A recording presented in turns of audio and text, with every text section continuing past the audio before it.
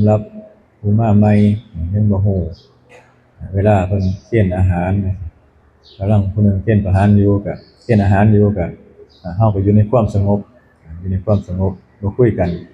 เหมือนกับเด็กน้อยเด็กน้อยเขาก็นั่งรับต่อถาขึ้นมาเพราะว่าบุญก็คือความสงบเบิ่งความสงบของเฮาเพราะว่าถ้าบ่มีความสงบใจเฮามันก็สิกระวนกระวายส่งจิตออกไปข้างนอกก็คือให้เบิ่งลมหรือว่าเบิ่งใจของเฮาเวลาเฮาเข้ามาวัดแล้วเข้ามาวัดจิตวัดใจของเฮาให้มันเกิดความสงบเกิดความสงบในใจเฮามันก็เป็นบุญอีกอันนึงเหมือนกันเป็นบุญที่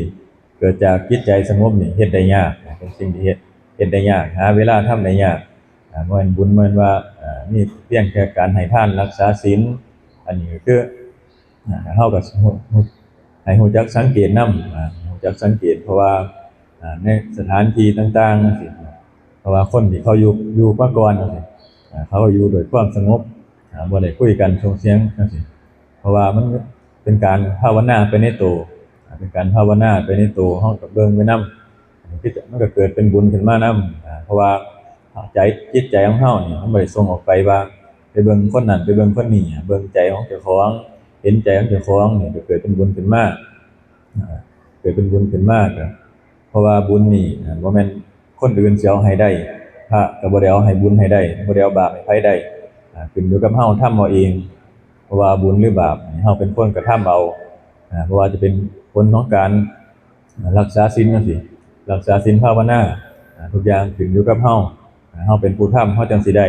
ถ้าบ่ทำก็บ่ได้เหมือนกับการที่เฮากินข้าวถ้าเฮากินเองเฮาก็อิ่มเองผู้อื่นกินให้มันก็บ่อิ่มอันนี้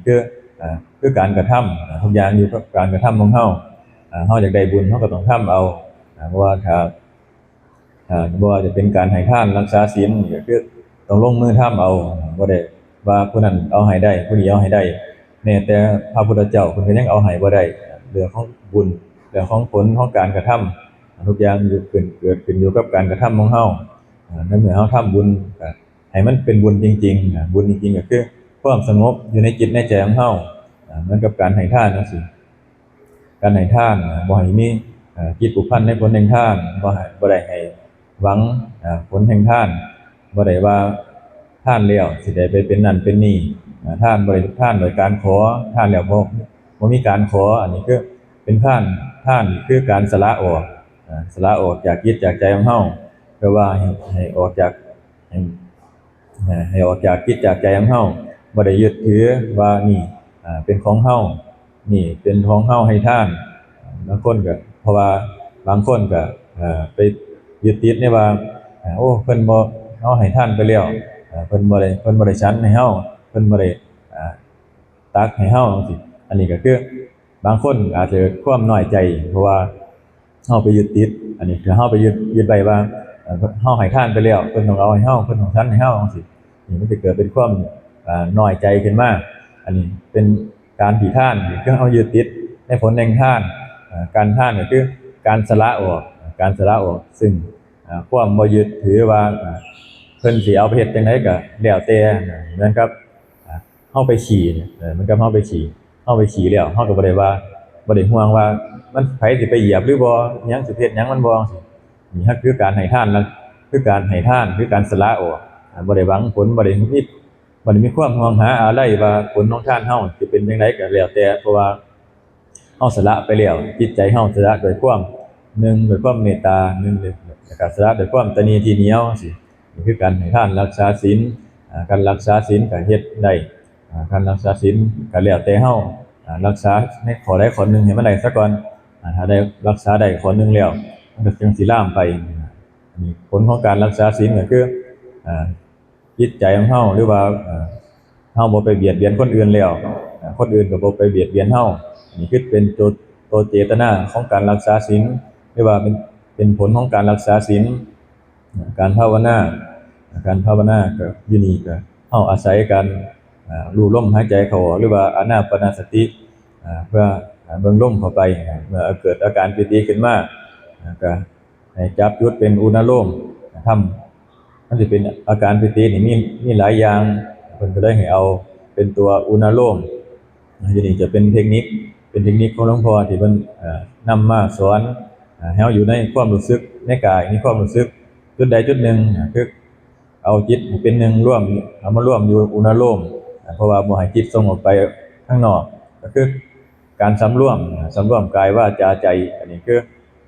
ตัวเป็นการสังเกตไปในตัวเป็นการภาวนาไปในตัวสังเกตใจของเฮาว่ามันคิดไปนำสิ่งนั้นสิ่งนี้บ่จิตใจเฮามันไหลไปนำสิ่งที่เข้ามากระทบบ่จังซี่หรือว่ามีความพอใจบ่มีความยินดียินร้ายบ่จังซี่อันนี้ถ้ามีความยินดียินร้ายก็แสดงว่าเฮาเข้าไปคิดเฮาเข้าไปร่วมนำสิ่งที่เข้ามากระทบก็เลยเกิดเป็นอารมณ์ความรู้สึกขึ้นมาก็มีทั้งพอใจแน่บ่พอใจแน่เกิดเป็นความสุขความทุกข์ขึ้นมาอันนี้คือเฮาไปรับเข้ามาจากสิ่งที่มันกระทบบ่ว่าจะเป็นคำสรรเสริญคำนินทาต่างๆโลกกระทบโลกธรรมทั้ง8บ่ว่าจะเป็นสุขทุกข์สรรเสริญนินทาจังซี่พวกนี้ที่เข้ามาถ้าเฮาอยู่เฮาจะอยู่เหนือสิ่งเหล่านี้ได้ก็ต้องอาศัยการภาวนาคือการเบิ่งลมหายใจเฮาก็อาศัยการเบิ่งลมหายใจอยู่นี่เพื่อว่าจะได้เป็นฐานของใจของเฮาฐานใจของเฮาว่าเฮาอยู่ในกายของเฮามีความรู้สึกอยู่ในกายเฮาบ่ได้เอาความรู้สึกไปอยู่ไปไว้กับคนอื่นถ้าเอาความรู้สึกไปไว้กับคนอื่นนี่มันจะเกิดความทุกข์ขึ้นมาความรู้สึกไปไว้กับคนอื่นก็มีเป็นลูกเป็นหลานเป็นผัวเป็นเมียเป็นวัตถุสิ่งของเป็นบ้านเรือนรถลาจังซี่อันนี้คือเฮาเอาไปไว้กับสิ่งเหล่านี้มันก็สิมีความทุกข์เพราะว่าหยังเพราะว่าเวลามันผุมันพังมามันก็ต้องทุกข์กับสิ่งที่มีถ้ามีหลายก็ทุกข์หลายมีน้อยก็ทุกข์น้อยเหมือนกับพระอริยะเพิ่นเปรียบเทียบหรือว่าเปรียบเทียบกับพระอริยะจังซี่ผู้เพิ่นว่าพระอริยะเพิ่นบ่มีหยังเลยเพิ่นก็บ่ทุกข์เลยบ่มีหยังเพิ่นคือว่าเพิ่นบ่ได้ยึดติดกับหยังแต่ว่าเฮามีหลายบาดคนใดมีหลายจังซี่มีเป็นวัตถุสิ่งของเขาไปยึดหลายมันก็ทุกข์หลายเหมือนกับร่างกายของเฮาถ้าเฮายึดไว้เฮาบ่ฮู้จักว่ามันเป็นทุกข์มันเกิดขึ้นเป็นธรรมดาเกิดขึ้นมาคู่กับร่างกายของเฮาเมื่อการเกิดขึ้นมาเป็นทุกข์แล้วจังซี่นี่ถ้าเฮาบ่ฮู้จักมันก็สิไปยึดในร่างกายนี่ก็สิเป็นทุกข์เหมือนกับที่เพิ่นเว้าไว้ว่าภาระหะเวปัญจขันธา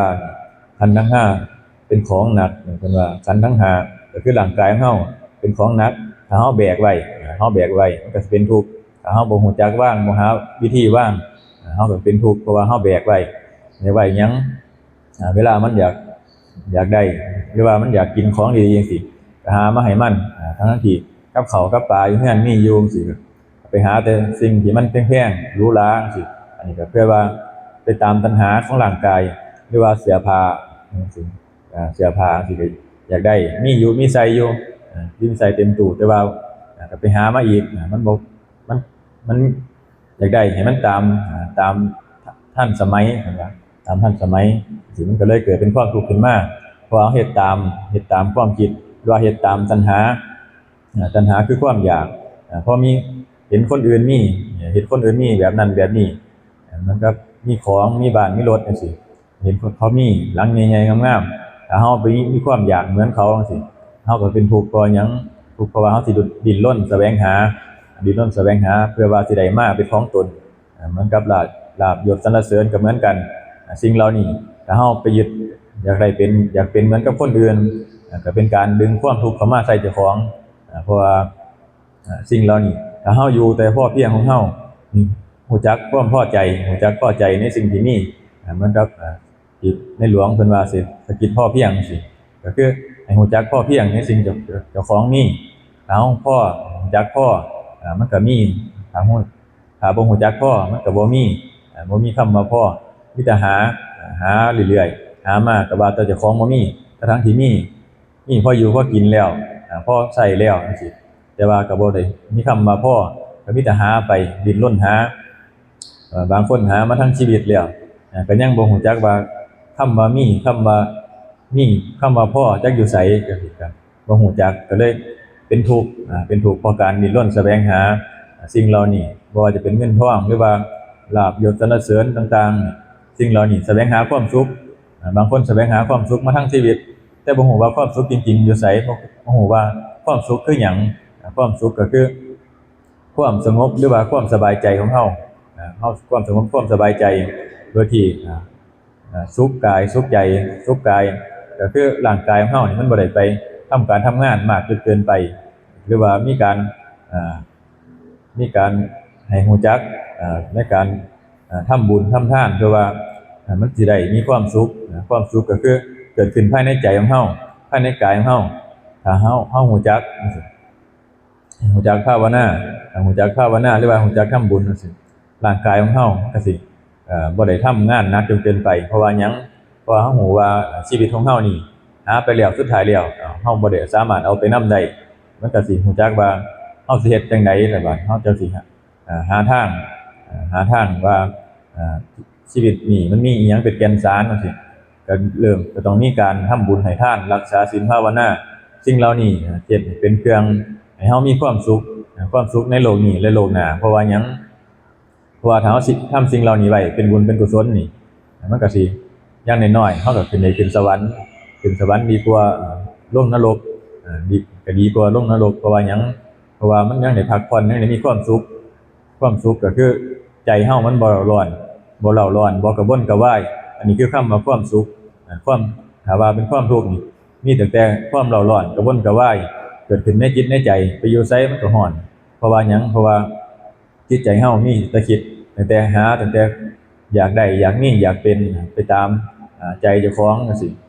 เฮ็ดตามใจแล้วมีแต่ทุกข์ไปหน้าบ่เพราะว่ามันบ่รู้จักพอบ่ได้เห็นว่าบ่ได้เห็นไผในชีวิตเจ้าของเพราะว่าหยังเพราะว่าสุดท้ายแล้วทุกคนก็ต้องตายเมื่อหามาได้หลายปานใดถ้าบ่ได้มีการทำบุญสร้างกุศลไว้ตัวบุญตัวกุศลนี่ก็คือเป็นเสบียงนำทางของเฮาเพื่อไปในภายข้างหน้าเหมือนกับเฮาเดินทางไปต่างๆไปทางไกลจังซี่ก็ต้องอาศัยบุญเป็นเครื่องนำเป็นเครื่องอยู่เป็นเครื่องทรงเพื่อว่าสิได้มีอยู่มีกินไปโลกอื่นก็ต้องอาศัยบุญเหมือนกันกับอาศัยการทำบุญทำทานนี่ล่ะทำบุญทำทานก็เป็นเครื่องเพราะว่าเฮาตายไปแล้วก็อาศัยสิ่งเหล่านี้ตายไปแล้วเฮ็ดบุญบ่ได้ให้ลูกหลานส่งให้ก็บ่ได้เพราะว่าหยังเพราะว่าสิ่งเหล่านั้นก็เกิดขึ้นอยู่กับสิ่งที่เฮาทำไว้สิ่งที่เฮาทำไว้ถ้าเฮาบ่ทำไว้ก็บ่มีลูกหลานส่งไปให้ถ้าลูกหลานสิส่งไปให้ได้นี่ตายไปแล้วนี่ก็มีแต่พบเปรตชนิดหนึงสามารถรับบุญกุศลได้จากการอุทิศบุญให้แต่ว่านอกนั้นก็รับบ่ได้ขึ้นอยู่กับภพภูมิต่างๆของเจ้าของที่ไปเกิดถ้าไปเกิดเป็นเทวดานี่ก็รับบ่ได้อุทิศบุญให้บ่ได้ไปเกิดในสัตว์นรกนี่ก็แล้วเลยรับบ่ได้อาศัยก็รับได้เป็นบางจำพวกก็อาศัยความการสวดมนต์ได้ยินเสียงได้ฟังธรรมหรือว่าอยู่ใกล้ผู้มีศีลมีธรรมสิจนได้เกิดความเย็นจิตเย็นใจขึ้นมาสิ่งเหล่านี้ขึ้นอยู่กับการเฮาก็ทำไว้ถ้าเฮาบ่ทำไว้ชีวิตของเฮาเวลาเมื่อตายไปแล้วก็มีแต่ลงอบายภูมิเพราะว่าหยังเพราะว่าจิตของเฮานี่คิดไปแต่มีแต่ความโลภความโกรธความหลงความอิจฉาริษยากันจังซี่สิ่งเหล่านี้พอจิตสุดท้ายไปแล้วสิ่งเหล่านี้ที่เฮาคิดไว้สิ่งที่เฮาคิดหาไว้ตอนมีชีวิตนี่มันก็สิผุดขึ้นมาเป็นภาพเป็นมโนภาพขึ้นมาก่อนเฮาสิตายเฮาไปจับเอาสิ่งเหล่านี้ก็สิไปในทางอบายภูมิแต่ว่าถ้าเฮามีบุญมีทานมีศีลภาวนาไว้มันก็สิเป็นเฮาก็สินึกถึงว่าเฮาเคยได้ทานเคยได้ให้ทำบุญเคยได้ไปทำบุญเคยได้ไปทำบุญวัดนั้นวัดนี้เคยได้รักษาศีลเคยได้ภาวนาสิ่งเหล่านี้มันก็สิเป็นภาพขึ้นมาแต่ว่าต้องอาศัยการทำบ่อยๆถ้าเฮาทำโดนๆเทื่อจังซี่มันก็เหมือนกันเปรียบกับว่าทำสิ่งใดให้มันลึงไว้ทำให้มันลึงไว้สิ่งนั้นมันก็สิผุดขึ้นมาเวลาเฮาจิตสุดท้ายก่อนเฮาสิตายเฮาสินึกได้ถ้าเฮาบ่ทำไว้จักเทื่อบุญจังซี่บอกว่าให้นึกถึงบุญเด้อนึกถึงผลการให้ทานศีลภาวนาเด้อจังซี่ถ้าในเมื่อเฮาบ่เฮ็ดมาทั้งชีวิตมันก็นึกหาบ่พอถ้าเฮาทำไว้บ่อยๆจังซี่พอบอกว่าแต่นึกถึงบุญเด้อนึกถึงพุทโธเด้อนึกถึงศีลเจ้าของที่เคยรักษาเด้อจังซี่มันก็สิเป็นภาพขึ้นมาเป็นจิตมันก็สินึกไปหาได้มันก็สิหาสิ่งที่เฮาทำไว้พอ มันก็สินำไปในสู่ทางที่เป็นสุขติสุขติตั้งแต่เริ่มจากสวรรค์ขึ้นไปสวรรค์ขึ้นไปจนถึงพรหมโลกอันนี้คือผลของการที่เพิ่นสอนให้เฮาเริ่มโดยการรักษาศีลเริ่มโดยการภาวนาเริ่มโดยการให้ทานรักษาศีลภาวนาสิ่งเหล่านี้จะนำเฮาไปสู่สุคติถ้าเฮาบ่ทำไว้พอที่สุดท้ายแล้วก็สิเฮ็ดให้เฮาได้รับทุกข์อันนี้ก็ฝากให้พิจารณาแค่นี้ละ